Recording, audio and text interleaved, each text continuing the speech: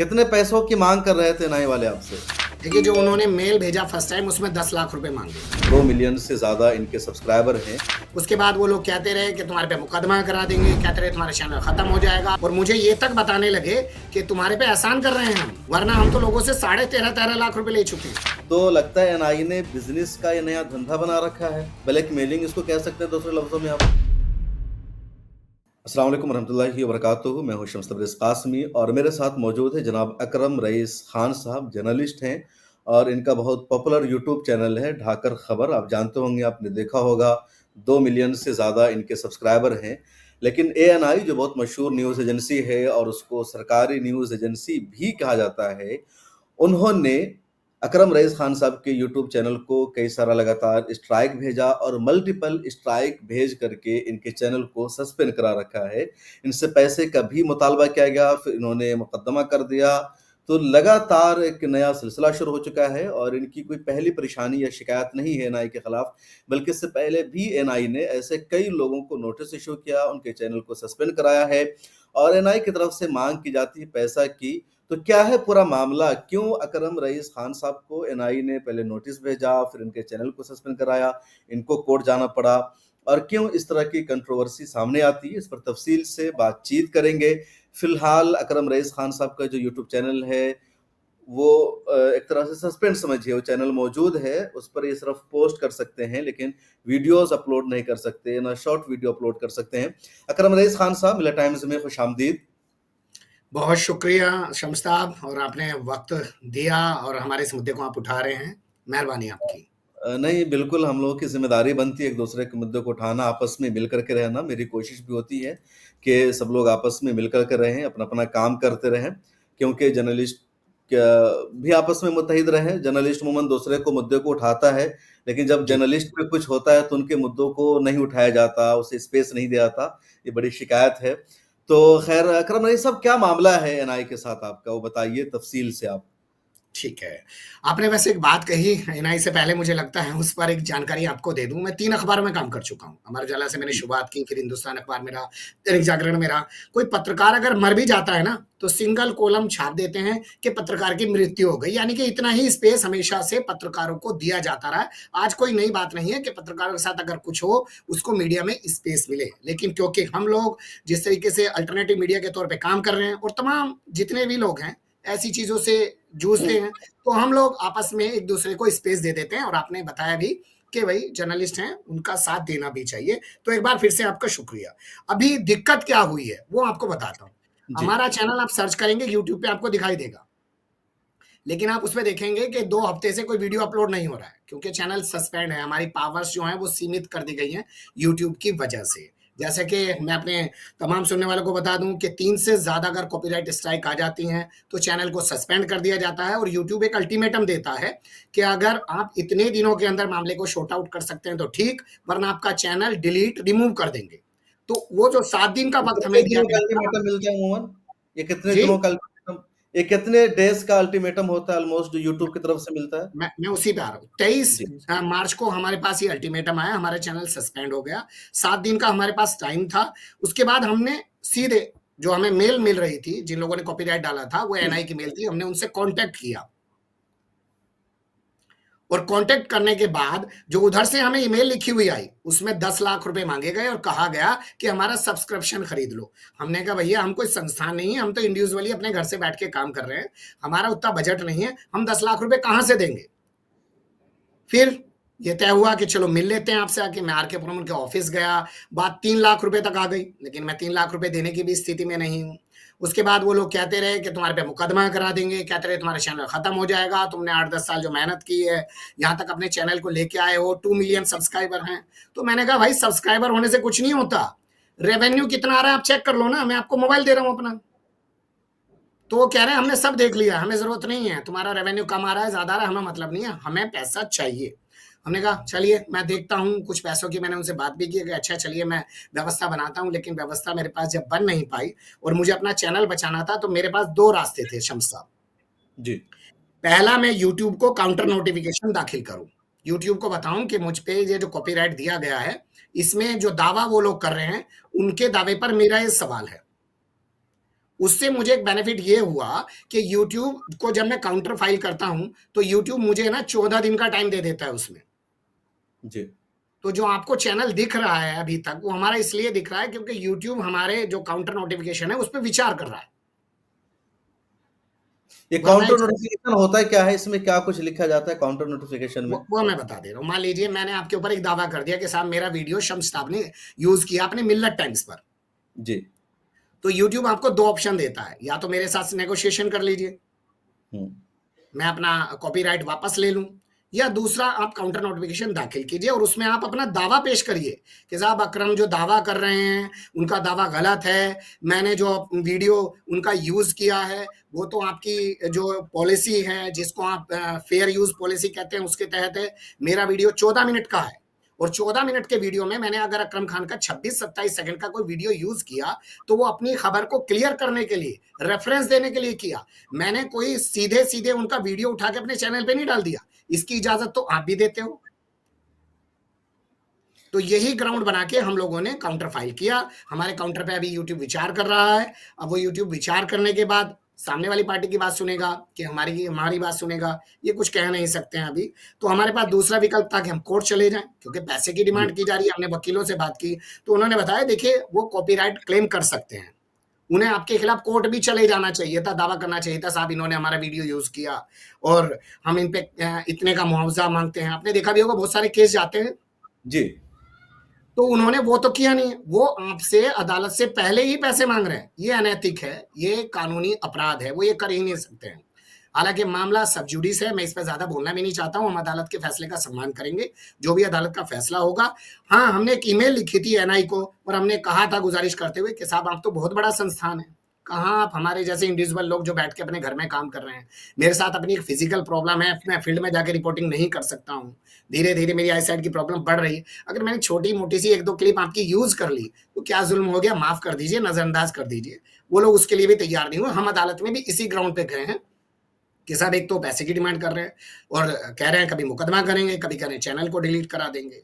ये कितना पैसे पैसा माँग कर रहे थे एनआई वाले आपसे? जी कितने पैसों की माँग कर रहे थे एनआई वाले आपसे? देखिए, जो उन्होंने मेल भेजा फर्स्ट टाइम उसमें 10 लाख रुपए मांगे। जी। जब उसके बाद हम मिलने उनके ऑफिस गए, आरकेपुरम सेक्टर 9 में है, वहां पर 3 लाख रुपए की डिमांड वो करने लगे और मुझे ये तक बताने लगे कि तुम्हारे पे एहसान कर रहे हैं हम, वरना हम तो लोगों से 13.5 लाख रुपए ले चुके हैं। यानी इसका मतलब उन्होंने तो यूट्यूबर चुन रखे हैं और बार बार वो एक चीज कहते तुम्हारे 2 मिलियन सब्सक्राइबर। अरे भैया 2 मिलियन सब्सक्राइबर है, कमा कितना रहा हूं देख तो लो ना यार, उसको देख लो, मैं दिखा रहा हूं, उसको सुनने को तैयार ही नहीं है। यानी वो ऐसे चैनल्स को ज्यादा टारगेट कर रहे हैं मुझे लगता है जिनके हुँ, 1 हुँ। प्लस 2 मिलियन प्लस जो है सब्सक्राइबर्स हैं, वो सब्सक्राइबर्स के आधार पर टारगेट। वीडियो मेरे 2022 के हैं। मतलब आपके कज़िये से तो ये पता चल रहा है कि एनआई मौका की तलाश में है कि कोई भी 10 सेकंड भी उसका विज़ुअल यूज़ कर ले, उसकी वीडियो को उठा करके डाल ले और उसके अगर सब्सक्राइबर्स ज़्यादा है, तो फिर उससे बार्गेनिंग करे कि हम तुम्हारे चैनल को डिलीट करा देंगे और ना इतना पैसा दो। तो लगता है एनआई ने बिज़नेस का ये नया धंधा बना रखा है। ब्लैकमेलिंग इसको कह सकते हैं दूसरे लफ्ज़ों में आप। अच्छा, एक वाक्य आपको बताता हूँ। कल जी। भड़ासपुर मीडिया ने हमारी स्टोरी छापी और यशवंत जी ने अपने ट्विटर अकाउंट पर डाल दिया। उसके बाद हुँ। मेरे पास बहुत सारे फ़ोन आए। लखनऊ से एक फ़ोन आया, बड़ा दिलचस्प फ़ोन है, मैं आपको बताता हूँ। उन्होंने कहा क्या? साहब हमारे से 2.5 लाख रुपए की डिमांड की गई थी। हमने हुँ। कैसे भी करके 2 लाख रुपए देके अपनी जान छुड़ा ली। हमने कहा क्यों दिया आपने? आपको फाइट करनी चाहिए। अजी कौन हुँ। लफड़े में पड़ता है, कौन वकील के पास जाए, कौन कोर्ट कचहरी के चक्कर काटे। लेकिन मुझे अच्छा लगा कि कम से कम उन्होंने फ़ोन करके ये ज़रूर बताया कि उनसे भी 2 लाख रुपए वसूले गए हैं। तो कोर्ट का क्या मामला चल रहा है अभी? और भी कुछ लोगों का फ़ोन आया था क्या? कोर्ट में फिलहाल अभी ये है 7 तारीख को हमारी पहली सुनवाई हुई अदालत में हमारा केस लगने के बाद और कोर्ट ने उनको नोटिस जारी कर दिया है। 19 अप्रैल की तारीख है, 30 दिन का उनको समय दिया गया है। अब 19 अप्रैल को हाजिर होकर वो जवाब देते हैं या नोटिस में जो 30 दिन का समय दिया गया उसके बाद वो जवाब देते हैं। क्या वो करते हैं? हम अभी भी, मैं आपके मन से भी रिक्वेस्ट कर रहा हूँ कि आप तो जी। बहुत बड़ा प्लेटफ़ॉर्म है। सरकार ने आज ऑल इंडिया रेडियो की बैंड बजा दी, सरकार ने आज दूरदर्शन की बैंड बजा दी। जनता का सारा पैसा उठा के सरकार आपको बड़ा बनाने में लगी हुई है।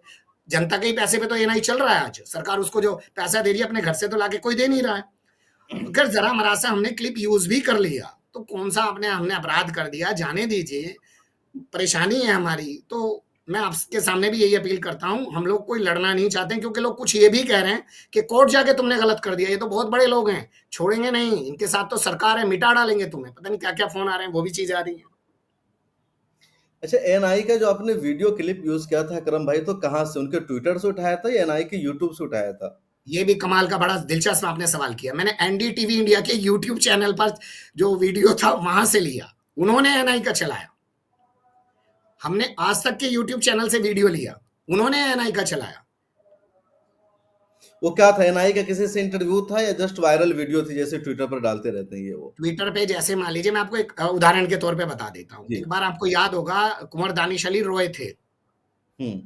तो उसपे हमने वीडियो बनाया और उनका जो है 26 सेकंड की क्लिप जो है वो रोते हुए, आँसू बहाते हुए है, वो हम लोगों ने यूज़ की और हमने उसपे कटसी भी दिया। डिस्प्ले पे हमने लिखा सौजन्य से एएनआई, हमने अपने डिस्क्रिप्शन में जाके क्रेडिट बाय एएनआई का लिंक भी लगा के वहाँ पे रखा सब कुछ। सब किया हमने जो हम कर सकते थे। और देखिए फेयर यूज़ में ये चीज़ आप कर सकते हैं, क्योंकि अगर आप समीक्षा कर रहे हैं, तो आपको समीक्षा करने के लिए कोई दिखाना तो पड़ेगा ना किस चीज़ में आप टिप्पणी कर रहे हो अपनी। बिल्कुल। अच्छा अकरम भाई, यूट्यूब की तो पॉलिसी भी है ना कि कुछ सेकंड का कंटेंट आप दूसरों का यूज़ कर सकते हैं रेफरेंस के तौर पर। पूरी वीडियो नहीं, खुद यूट्यूब की कॉपीराइट पॉलिसी अलग है। एक तो एनआईए ने आपको भेज दिया, यूट्यूब की भी अपनी एक कॉपीराइट की पॉलिसी कि कुछ सेकंड का आप यूज़ कर सकते हैं। वो क्या यूट्यूब का रूल? अच्छा देखिए, यूट्यूब की फेयर यूज़ पॉलिसी जो है, वो ये जी। कहती है कि आप जो है 28 सेकंड के अंदर-अंदर कोई क्लिप यूज़ कर सकते हैं। लेकिन वो भी तब यूज़ करेंगे, सीधे यूज़ नहीं करेंगे, आपने उठाया शॉर्ट वीडियो बना के डाल दिया। 28 हुँ, हुँ। सेकंड के अंदर, 26 सेकंड के अंदर, 25 सेकंड के अंदर। आपने किसी का लिया और आपने उस पे अपनी समीक्षा रिपोर्ट तैयार की। जी। आपने मान लीजिए एनआई को इंटरव्यू दिया, 20 मिनट का, 30 मिनट का, मैंने उसमें से 25 सेकंड की आपकी कोई बात निकाली और उस पे सवाल उठाते हुए अपनी एक रिपोर्ट तैयार की। उसकी इजाज़त दे रहा है यूट्यूब। तो जब यूट्यूब दे रहा है तो फिर यूट्यूब ने एनआई की बात मानते हुए कैसे चैनल के खिलाफ एक्शन लिया? साहब ऑटोमेटिक सिस्टम है, 3 से ज़्यादा स्ट्राइक डाल दीजिए, मैं आपके चैनल पे भी 3 से ज़्यादा स्ट्राइक डाल देता हूँ। हमारे चैनल पे आप अपने चैनल पे जाइएगा किसी दिन और उसमें देखिएगा कि आपके वीडियो कितने लोगों ने यूज़ किए हैं। तो वो हुँ, हुँ। दिखाएगा यूट्यूब आपको कि आपके मैच वीडियो करके यूज़ आता कर है। रखे हैं, आप उनको कॉपीराइट स्ट्राइक डाल सकते हैं। अब आप क्लिक कर दीजिए एक क्लिक कर दी, ऑटोमेटिक सिस्टम है, 3 से ज़्यादा स्ट्राइक हो गई या 3 भी हो गई, वो ऑटोमेटिक सिस्टम है, वो तो कर ही देगा। नहीं तो मतलब यूट्यूब को तो अपना एक रिव्यू की पॉलिसी बनानी चाहिए। कोई भी स्ट्राइक डालता है, तो यूट्यूब उसके स्ट्राइक को भी तो रिसर्च करेगा ना, रिव्यू करेगा इसका जो स्ट्राइक है, लीगल बेस पर है, नहीं है, ना, सीधे यूट्यूब ना, ना, ना, ऑटोमेटिक ना, चैनल ना। सस्पेंड। वो ऑटोमेटिक पहले आपके चैनल को सस्पेंड कर देगा, फिर आपको एक टाइम देगा, उस टाइम में अगर आप उस मामले को अपना दावा पेश करिए यूट्यूब के सामने, यूट्यूब उससे सहमत होता है तो आपका चैनल बचा रहेगा, वो स्ट्राइक को हटा भी सकता है या सामने वाली पार्टी से नेगोशिएशन करिए। वो तो ऑटोमेटिक सिस्टम है ना, मैं आपके यहाँ फर्जी स्ट्राइक डाल देता हूँ अभी, फर्जी। जी। वो बहुत सारे लोग डालते हैं, फर्जी डालते हैं और यूट्यूब उनको बाद में मानता भी है कि ठीक है आपने दावा पेश किया, हम मानते हैं फर्जी है, लेकिन उसका जो ऑटोमेटिक सिस्टम है, वो तो कर देगा ना अपना काम। बिल्कुल, अगर कोई अपने चैनल पर हफ्ते में 1 वीडियो डालता है, 15 दिन में 1 वीडियो डालता है, उसने खोल करके अपने चैनल को नहीं देखा, उसका चैनल गायब। काउंटर हाँ, नोटिफ़िकेशन का टाइम भी उसको नहीं मिल पाएगा, पता ही नहीं ना, चलेगा उसको। ना, ना, ना, ना। अच्छा, ये कुछ जो यूट्यूब और अच्छा, यहाँ कॉपीराइट पे बस एक चीज़ हो सकती है, ठीक है, चैनल वो 1 हफ्ते बाद देखे, लेकिन अपने मेल को ज़रूर चेक करता रहे। अपने मेल पे तो देगा ना यूट्यूब उसको इन्फॉर्मेशन। बिल्कुल। हाँ, नहीं, ये बड़ी अहम बात बताई है और वो तमाम लोग जो हुँ, यूट्यूब चैनल चलाते हैं, उनको बहुत कुछ सीखने का मौका मिलेगा। इंटरव्यू बहुत अहम है। अकरम रईस खान साहब तो इसको झेल रहे हैं, मुकाबला कर रहे हैं, लेकिन बहुत सारे जो यूट्यूबर्स हैं, जर्नलिस्ट हैं, मीडिया हाउसेस चला रहे हैं, तो उनके लिए बहुत अहम है। बहुत सारे लोग अमूमन एएनआई की बाइट को उठा कर के डाल देते हैं, लेकिन बहुत मोहतात रहना बहुत ज़्यादा ज़रूरी है और कॉपीराइट के कई सारे केसेज़ हैं। एएनआई एक न्यूज़ एजेंसी है और एनआई ये चाहती है कि जो भी लोग उसके कंटेंट को यूज़ करे वो उसका सब्सक्रिप्शन ले। खबरें बिकती है, जो लोग यूट्यूब पर खबरें हमारे देखते हैं उनको लगता है उनसे आप ₹100 के लिए बोलिए कि सब्सक्रिप्शन ले लीजिए, ₹50 का उनको लगता है भाई फ्री में यूट्यूब पर खबरें आती है, क्यों हम हुँ, ज्वाइन बटन पे क्लिक करें, क्यों मेंबरशिप लें, क्यों सब्सक्राइब करें। लेकिन यहाँ जी, देखिए एनआई से हुँ, खबरें खरीदनी पड़ती है और जो हुँ, खबरें खरीद कर नहीं लेते हैं उन्होंने फेयर यूज़ कर लिया 26 सेकंड का, इनके खिलाफ एनआई ने नोटिस भेज दिया, चैनल सस्पेंड करा दिया इनका और बहुत सारे हुँ। लोग इसका शिकार हो चुके हैं। अकरम रईस भाई, कुछ और जो जैसे कोर्ट में आपका मामला अब चल रहा है, तो कुछ एक कोर्ट में चल रहा है, उसका हवाला रेफरेंस यूट्यूब सुनेगा या उसका कुछ असर नहीं होगा उधर? अच्छा, उसका भी सुन लीजिए। अगर दोनों पार्टियां, क्योंकि यूट्यूब कहता है मैं हूं थर्ड पार्टी, भाई जी। वो दावा कर रहा है, तुम्हारे ऊपर दावा हुआ है, हुँ। आमने सामने तुम हो, मैं थर्ड पार्टी हूं, तुम कोर्ट जाओ, कोर्ट का जो डिसीजन होगा मैं मानूंगा। अच्छा, ये ऐसा है। हम्म। तो मान लीजिए कोर्ट में जो सुनवाई की डेट है लंबी हो जाती है, डिसीज़न आने में ताख़िर हो जाती है और यूट्यूब ने 7 दिन का टाइम दिया, 15 दिन का टाइम दिया, फिर आगे क्या होगा? हमारा जो पहली डिमांड है ना अदालत से वो यही है कि सर जब तक सुनवाई चल रही है तब तक आप यूट्यूब को एक आदेश जारी कर दें स्टे के तौर पे कि वो हमारे चैनल को बनाए रखे। जी। ये हमारी डिमांड है, और अगर वो हटा भी देता है तो मान लीजिए अदालत आदेश कर देती है हमारे हक में, तो वो वापिस हमारे चैनल को देगा एज इट इज। कब की सुनवाई है? डेट क्या है अदालत में आपकी? 19 अप्रैल लगी है इस पूरे मामले में। किस कौन-सी अदालत में है ये? Lower कड़कड़डुमा court? कोर्ट है, अच्छा, और कड़कड़दुमा। माननीय न्यायाधीश हैं पूजा जैन जी। पूजा जैन जी। तो क्या उम्मीद है कोर्ट से, आपको क्या लग रहा है? देखिए, हम तो पूरे भरोसे के साथ गए हैं, और हमें लगता है कि अदालत में जब सुनवाई होगी, तो शायद मैं ये नहीं कहता कि हम ही जीत जाएँगे, क्योंकि उनके पास तो बड़े धुरंधर-धुरंधर वकील हैं।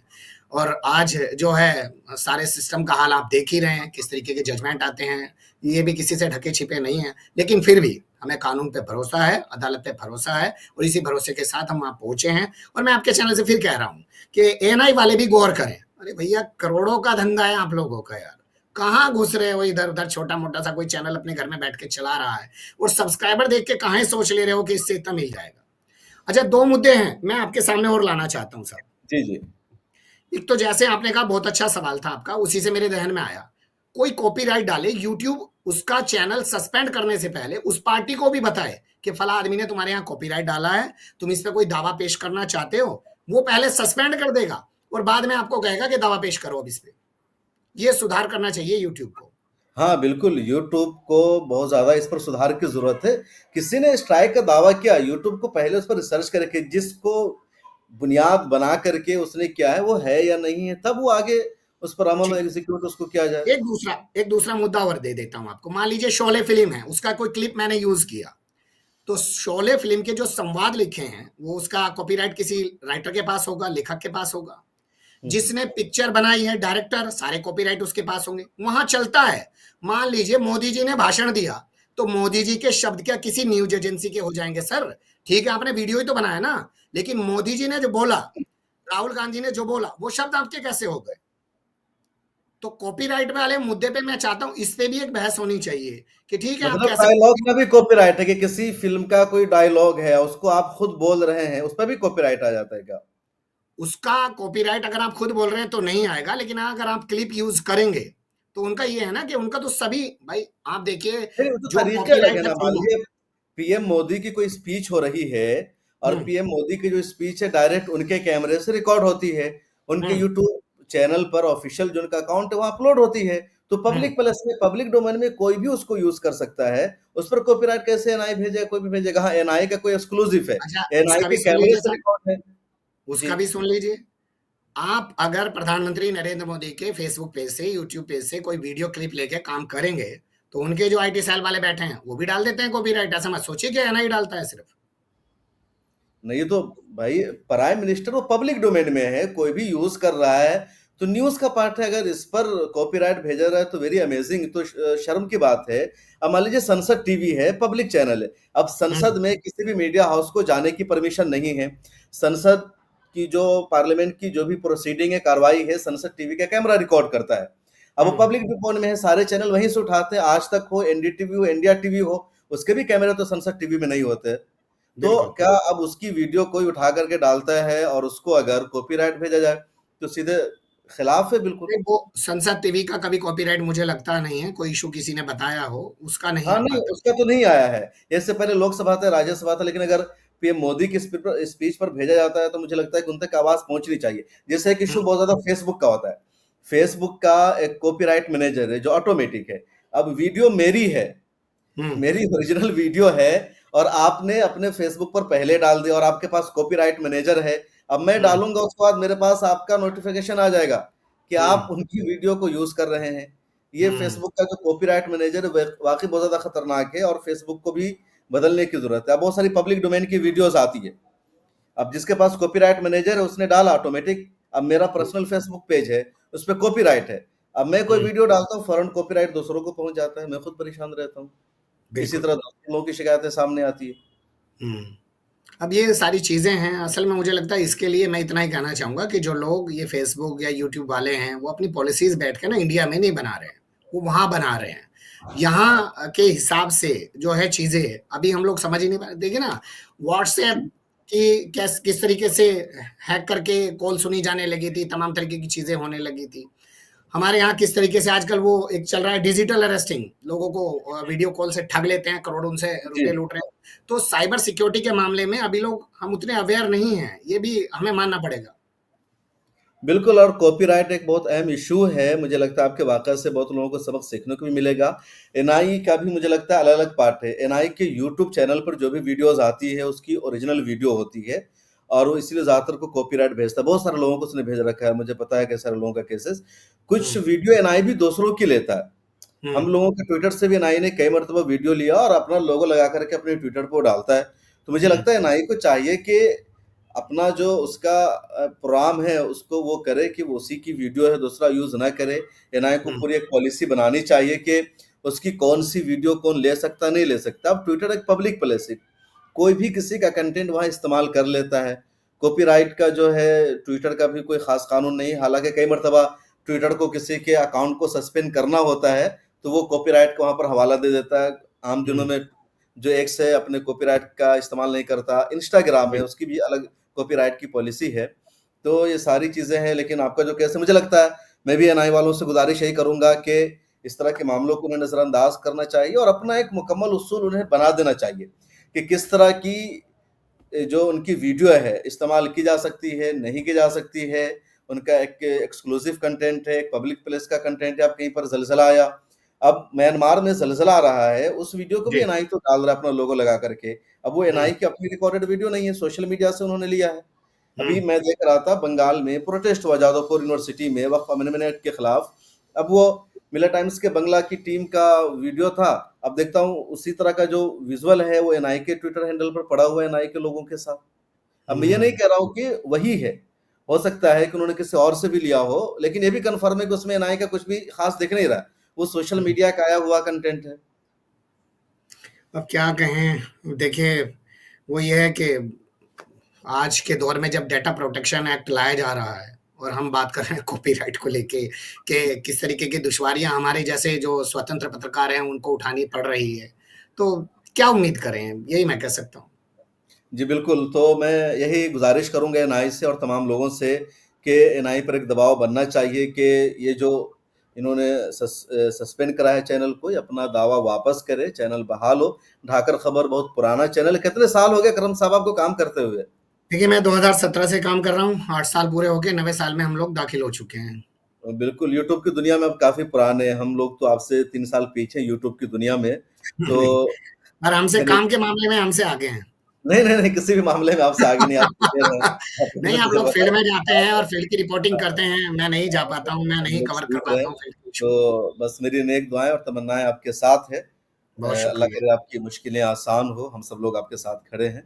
जी, तो बहुत शुक्रिया करम रईस खान साहब, आपने बहुत सारी चीज़ें शेयर की है और उम्मीद जी। है बहुत सारे लोगों को सीखने को मौका मिलेगा, ख़ास तौर पर जो लोग यूट्यूब चैनल चलाते हैं, बहुत ज़रूरी है उनके लिए कि दूसरों के कंटेंट को इस्तेमाल ना करें।